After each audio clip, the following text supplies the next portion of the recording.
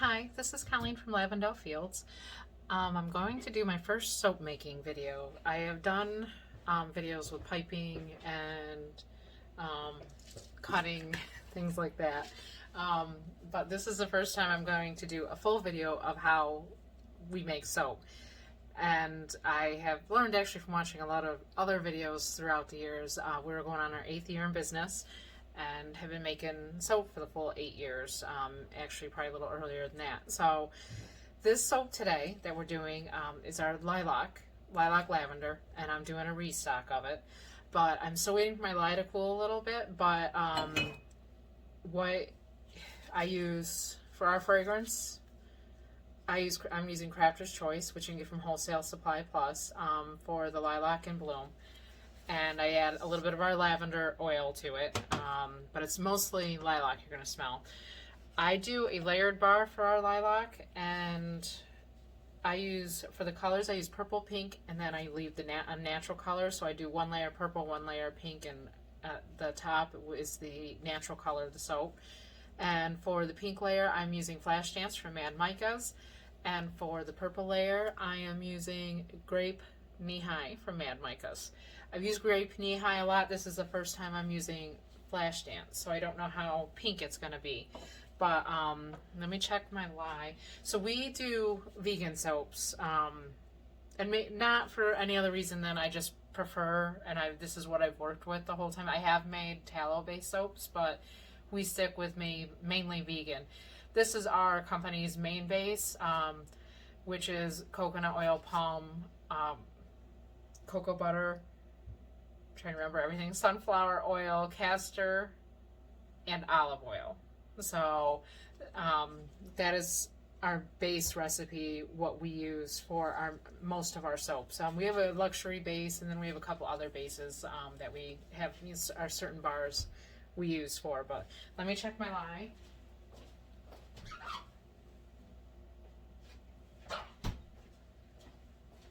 So you have to bring everything to temperature when you're making soap, and of course you got to melt your butters. So like we use, the hard butters we use would be coconut oil, palm, and cocoa butter, and you got to melt everything and bring it temp. But then you don't want a soap too hot when you start mixing it, because it can thicken up on you a little faster. I try to be under 100 when I start mixing the lye and the oils. So like my oils at 87, and they need to be within so many, and my lye's at 91. So they're pretty close. So now we can go ahead and start. So the first thing you have to do is mix your lye, and follow, if you're just starting, there's some good recipes out there with Brambleberry, Wholesale Supplies Plus, if you want to just start with just a few oils to start as your base. And it's a lot easier, and then as you learn more about your oils, you start changing your oils depending on what kind of bar you want, whether you want a conditioning bar or a harder bar of soap or a more cleansing bar. So different oils produce different kinds of bars. And you always have to use soap calc if you're changing any of your oils. So you know the saponification values of all your oils, so you put the proper amount of lye in. So, and I do reduce the water a little in our soap. So we use about a 33% ratio. But I'm gonna mix the lye in with the oil, and I pour it to, but when you put your stick blender in there too, you have to, I don't know the other term other than burp it, to get the air bubbles out from underneath it, because sometimes if you have air in here, you get little bubbles in your soap that stand out, little pockets. So to prevent the bubbles, I also pour right onto the stick blender so it doesn't create bubbles in the oil. Now I am using a floral base, so I will warn you, lilac.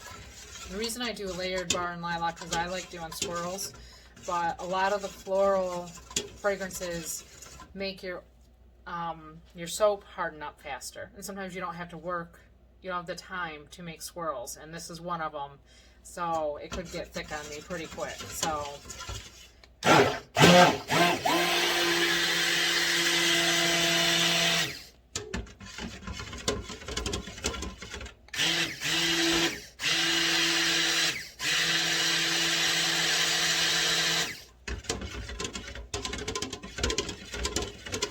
ours, because of the cocoa butter, can pick it set up pretty quick. So ours doesn't take that long.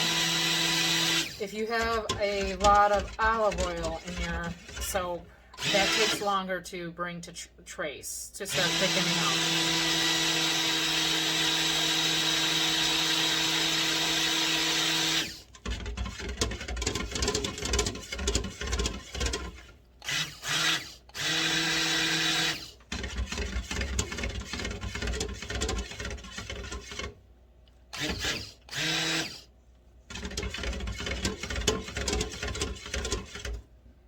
Okay, so this is where I'm going to go right now with it, not get it too thick.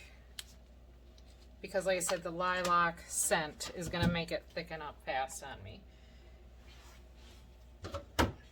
So also because the lilac has a tendency to thicken up, a lot of times this is the point I would add my fragrance, but because of the lilac, I'm going to actually mix my colors first and then split the fragrance up between the different containers. So in each, I'm trying to do equal amounts, so I'm going to put about 25 ounces in each container. I'm going to try to see this here.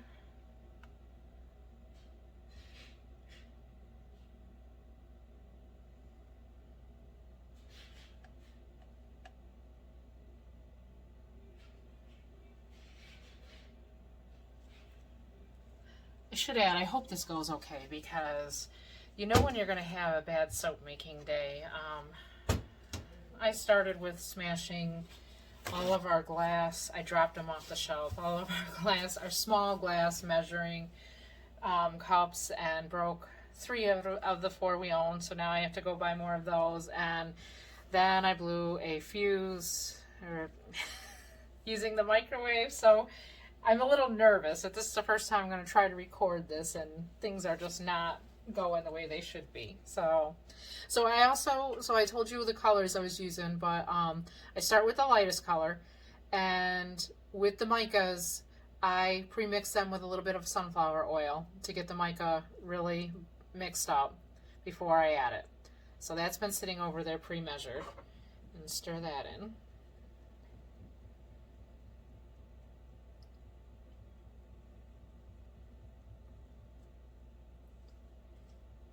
I will warn you too, I'm a sloppy soap maker, so far so good, but usually it is all over the place. So,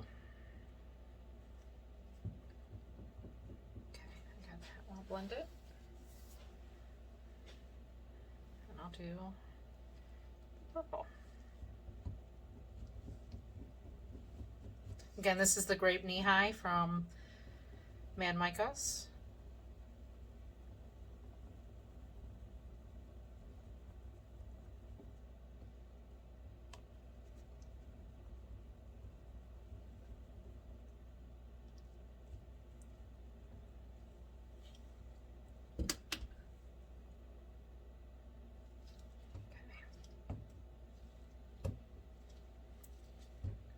As much off of that as I can, actually.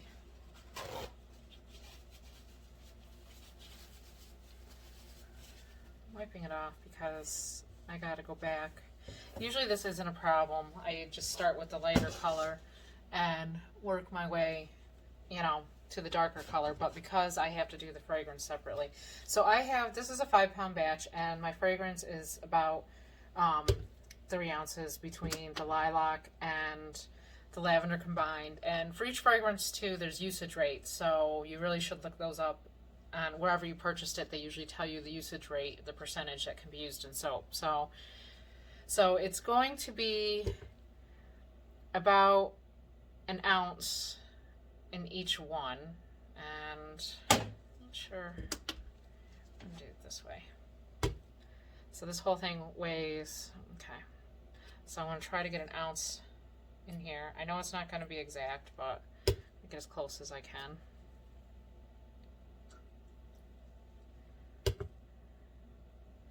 And actually,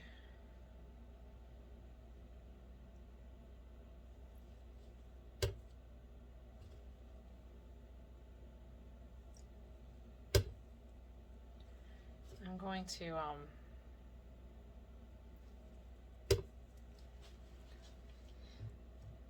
See what's happening?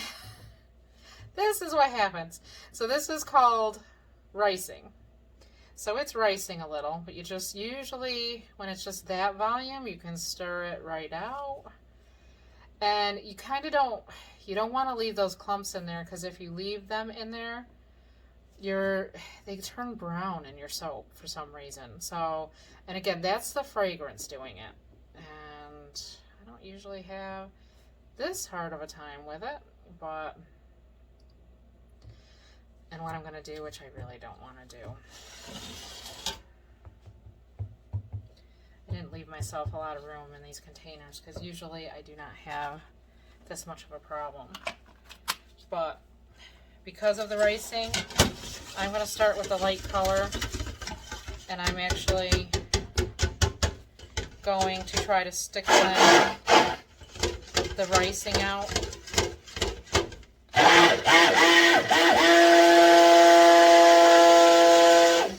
Because, like I said, if you leave those clumps,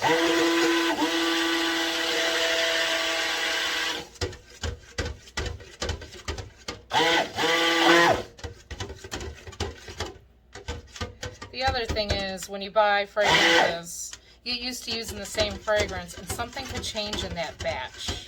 You think you're getting the same fragrance, but it might be a whole different batch, and it might do something you don't expect. Yeah, there's some air. Okay, you can't see that one real well because the way I set this up. And the other mistake I just made is that the white is my top layer. Okay, I'm pushing it here, but actually this video could be a lesson on what not to do. I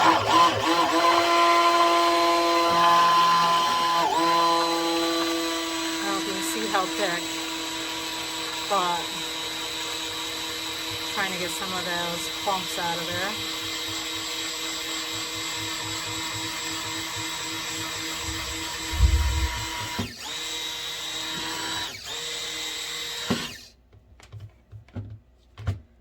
One there.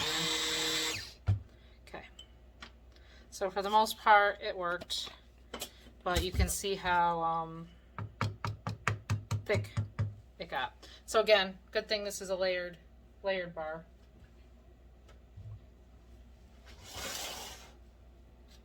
So clean my mess up here. So I have not put the fragrance in this one for a reason, and it's a good thing I didn't, because that's the next layer. And so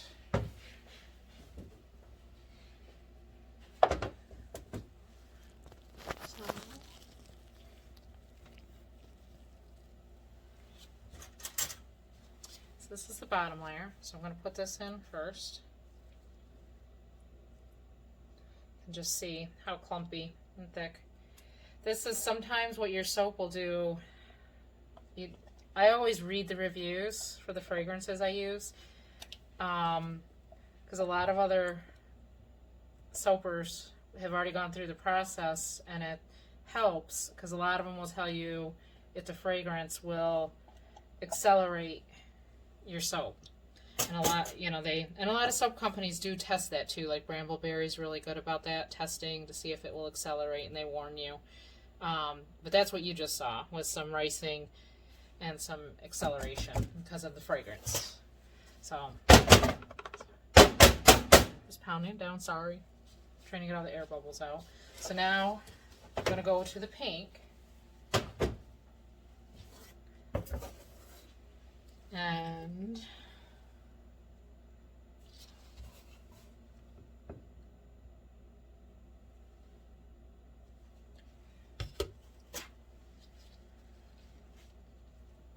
see what happens here. You can just see it happening in the color. So, but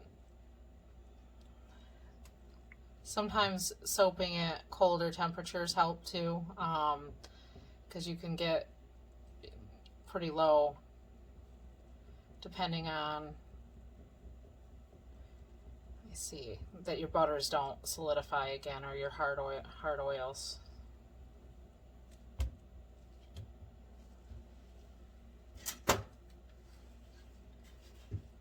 And I'm not liking doing this because I'm going to put some purple in the pink, but hopefully it's not enough to... Okay, close. Again, there's the bubbles coming from putting the blender in.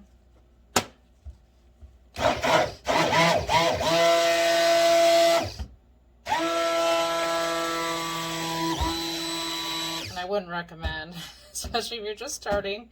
I'm pushing it.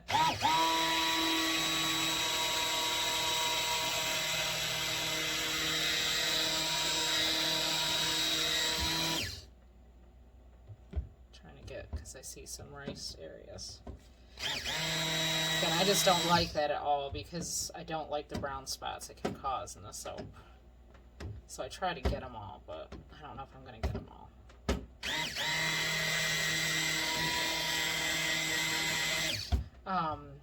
I've had very few fragrances where I've had this issue, but this one has done it to me slightly in the past, or it just goes really fast. I don't think I've ever had it really rice, but I have another one called Baby Bee Buttermilk that will do this. So now we'll do our next layer.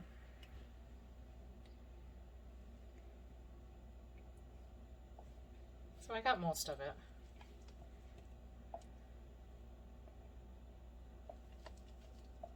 And because it's nice and thick, it's actually perfect for layering. Because if you get it too thin, your layers interfere with.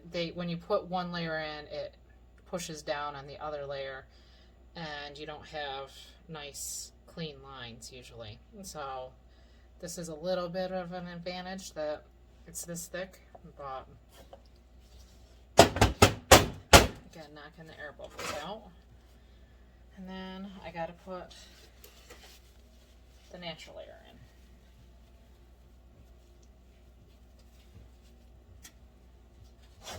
So hopefully, and because this has been sitting here, that got pretty clumpy, but it should still be okay. It's still able to put it in there. Trying to figure out how to do this so I don't block you guys from being able to see it, but I'm gonna make a mess.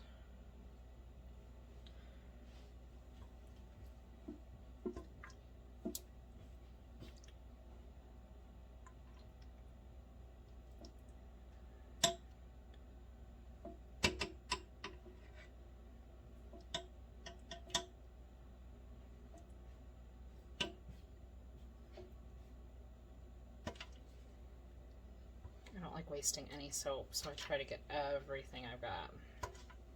Sometimes we'll put it in smaller little cavity molds to use for ourselves if there's a lot, but I've redone the recipes a few times to try to get it the exact weight that I need. And so I feel like we're good there. So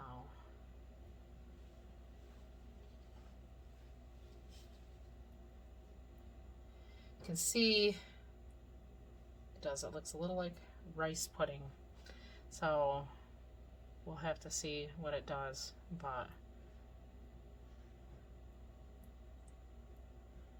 so normally what I would do is I like doing swirls in the top, but when it gets this thick, it's hard to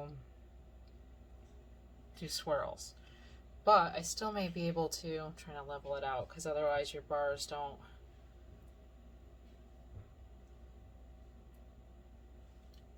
They're not the same size, sorry. Stop it in mid-sentence sometimes here.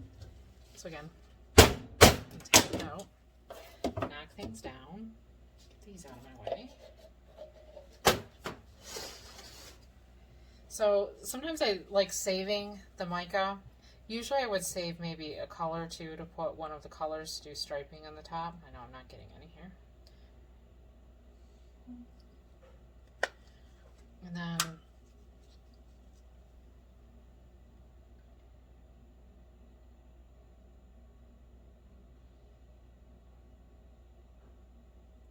pink.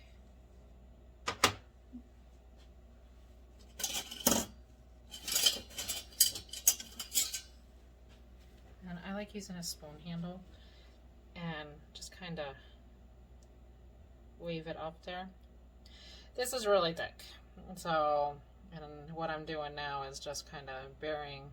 It's not doing what I want it to do, but we'll see here. See, on this side it's doing more of what I want it to do. You're just trying to blend the mica so you get some swirls and some color in the top. I mean, anything works, but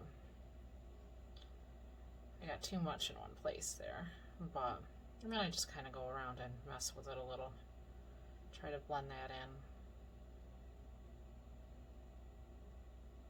So we get some color in here.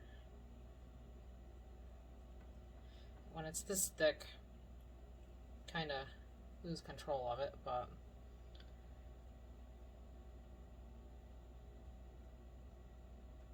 trying to get these to blend a little.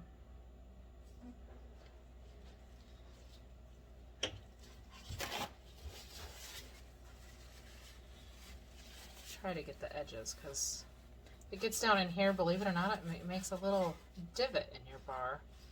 It doesn't take much either to get between the silicone and the mold. So I try to get all this off.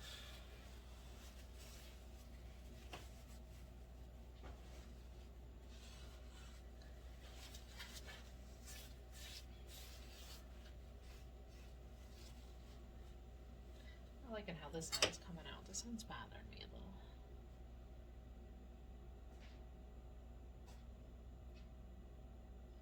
It's a little messy.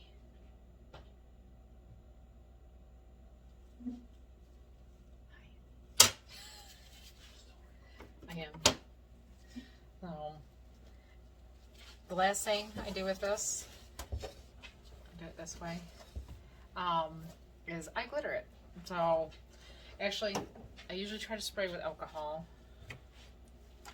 because alcohol, soap gets can get soda ash on it, and then you end up.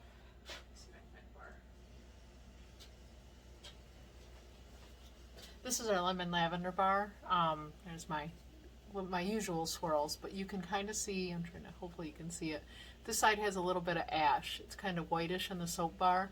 This one side has more color.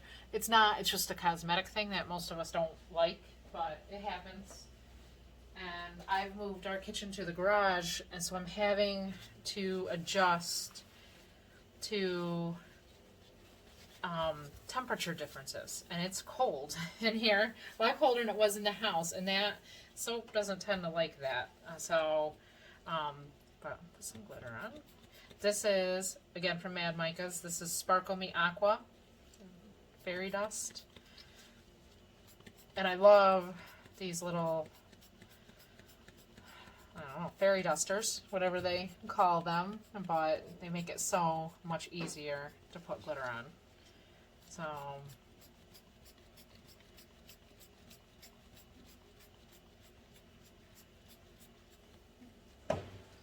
just notice something I don't like. I don't like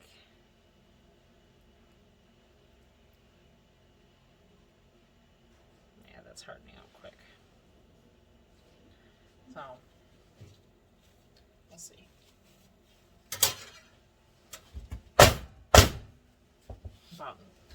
So there's our lilac. Before I put this out, I'll add the cut to the end of the video. What I have to do, since we are in the garage now, I actually have, since we are a lavender farm, we do have seedling mats. So what those are is like heat mats that you can put your seed starters on.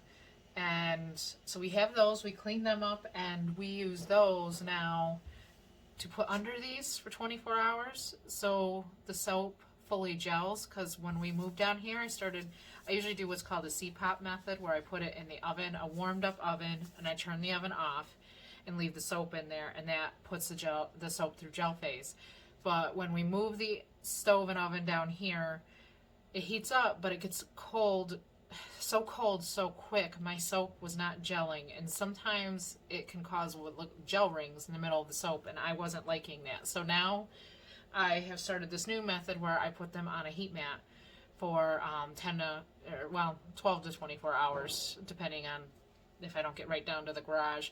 And then I make sure I tent cardboard over the tops of them and cover them. So, and I'll spray it again with alcohol too to help with the soda ash. And then put a towel over the top of the cardboard tented tops.